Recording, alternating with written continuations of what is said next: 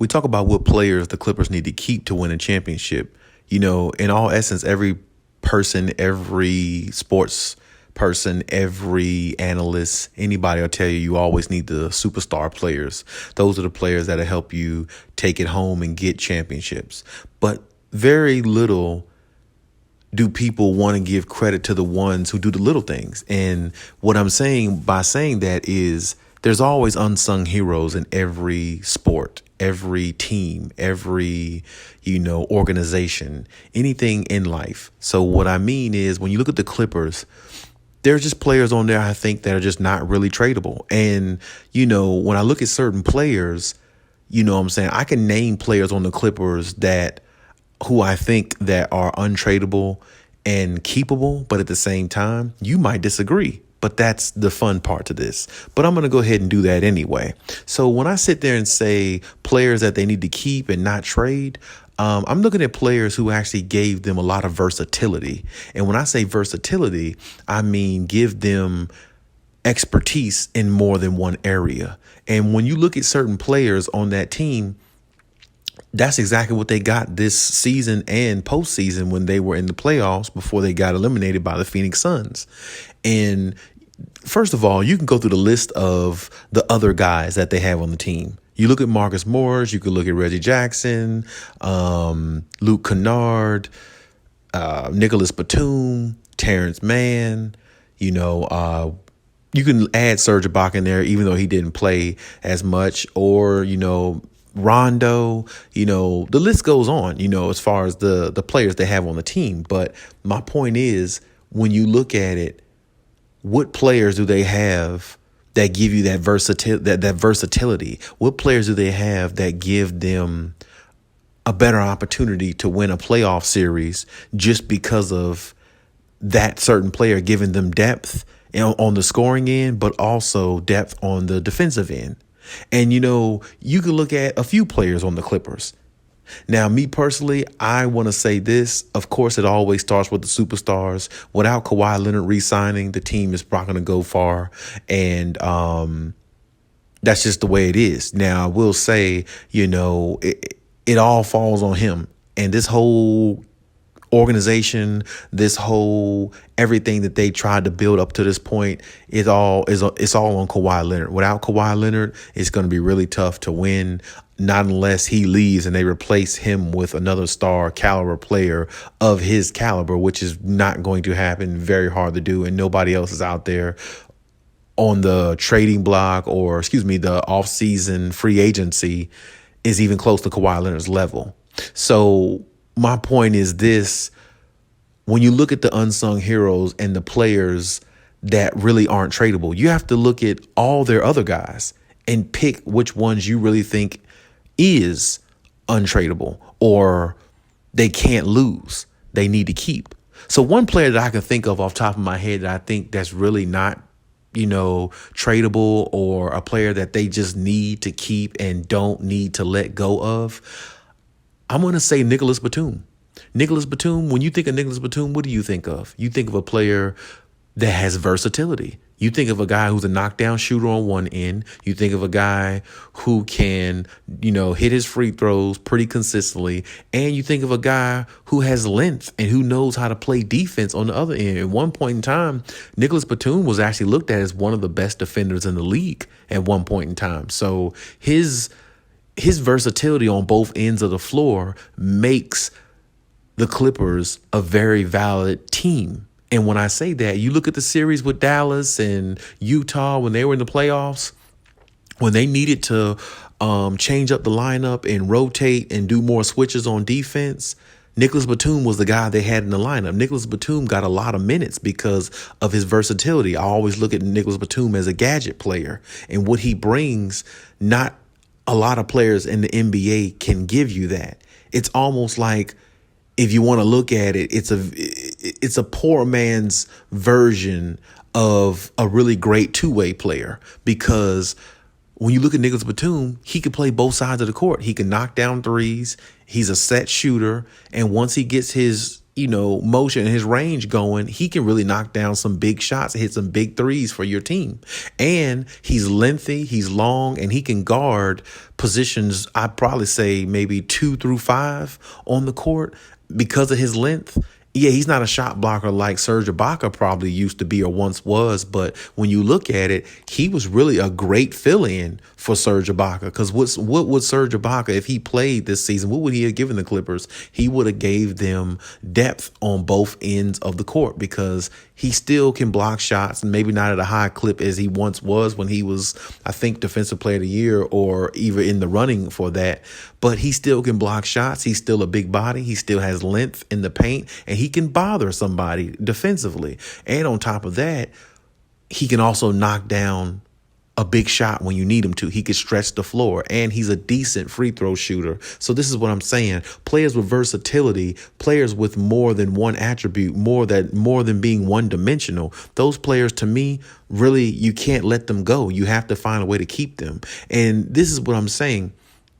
It doesn't have to be versatility in regards to being two-way players, but it could be versatility, in regards to just them giving you something different, no matter what position you put them in. Like another good example would be Reggie Jackson. Reggie Jackson is a form of versatility because at one point he came off the bench and he showed some production.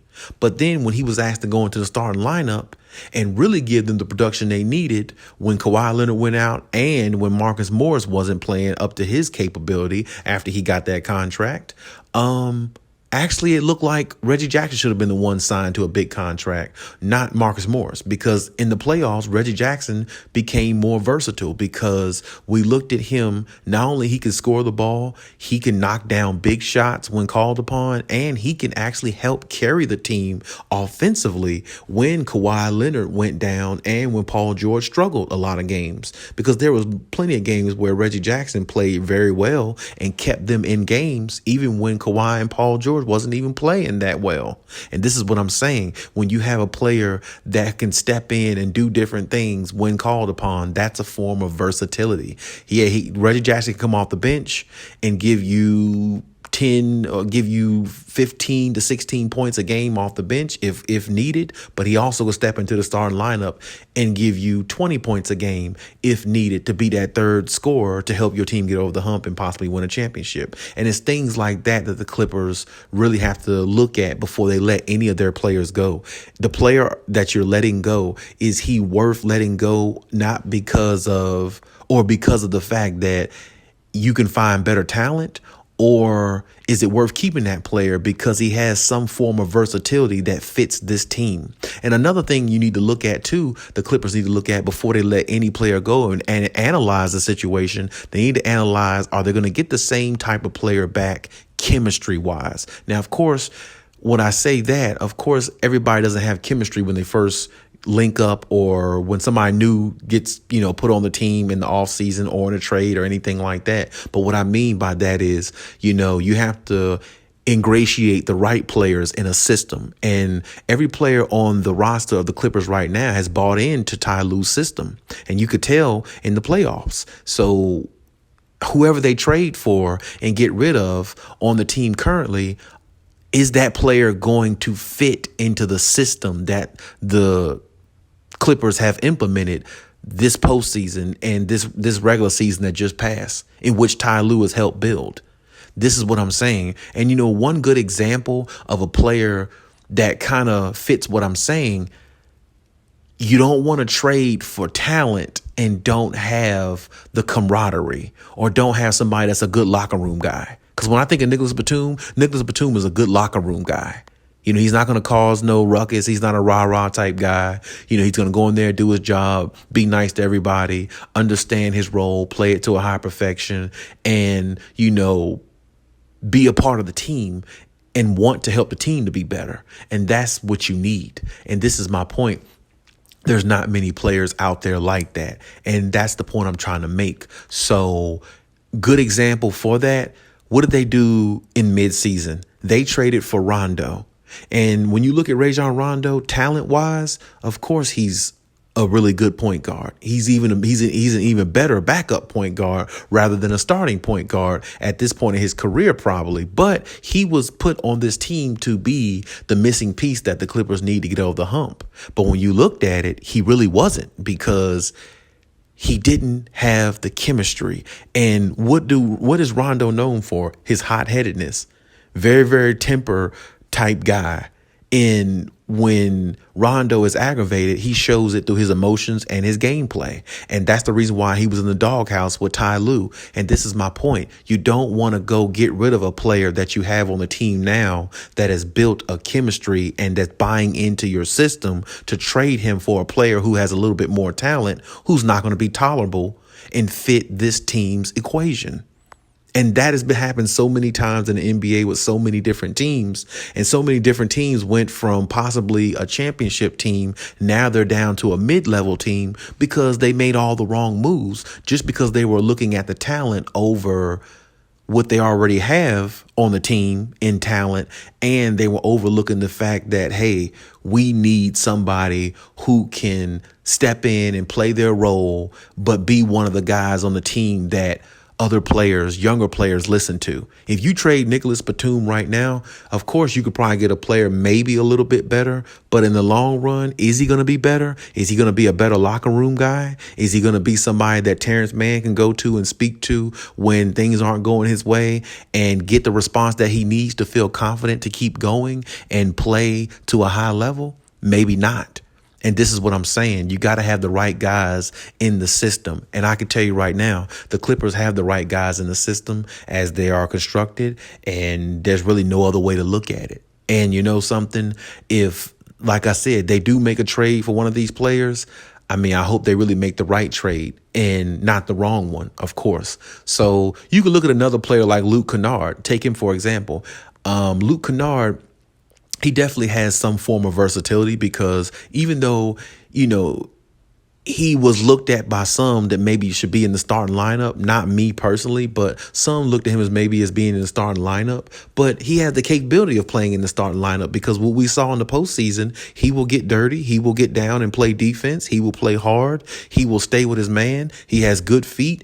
And you know something? He's not shy to go out there and take a big shot if called upon. And he's a knockdown shooter. And that's what he was in college. And that's what he showed on the Clippers. He showed a lot of resilience. And in a lot of games, he helped them, propelled them to be an asset and a piece that can help them win a championship or help them win to get to the next series. And that's what he did in the playoffs. So there's some form of versatility there. But then you look at Luke Kennard and when you listen to his interviews, post games or whatever he has done, you can sit there and see he's a very genuine guy. He's true to what he does, and he's all about basketball. And he's all about trying to help this team win because he really likes the position he's in, and he likes the coach, and he likes the team's opportunity going forward. And this is what I'm saying.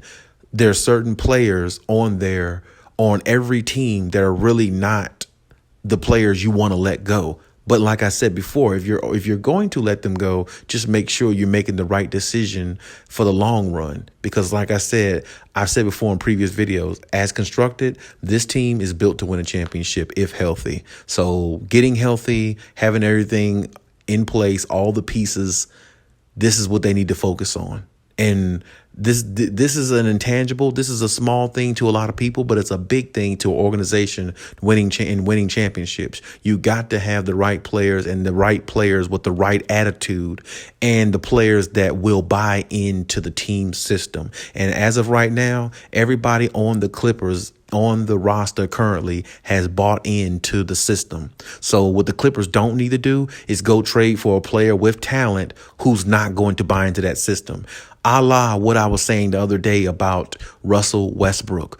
It's reports that Russell Westbrook might be a piece that they want to trade for. Not a good trade because he doesn't buy into any system. He's all about stats. He's not the player that's going to get them over the hump. He's not the type of player that's going to walk in there and build chemistry and become a championship player type caliber player because he never has been.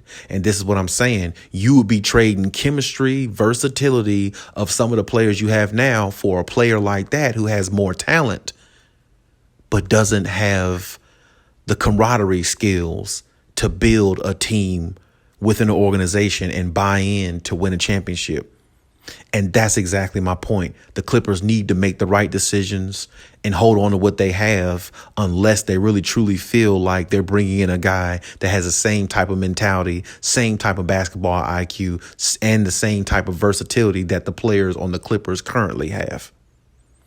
But that's my take on the situation. Let me know what you think about it in the comment section. As always, we can always engage about it. And hey, Cali out.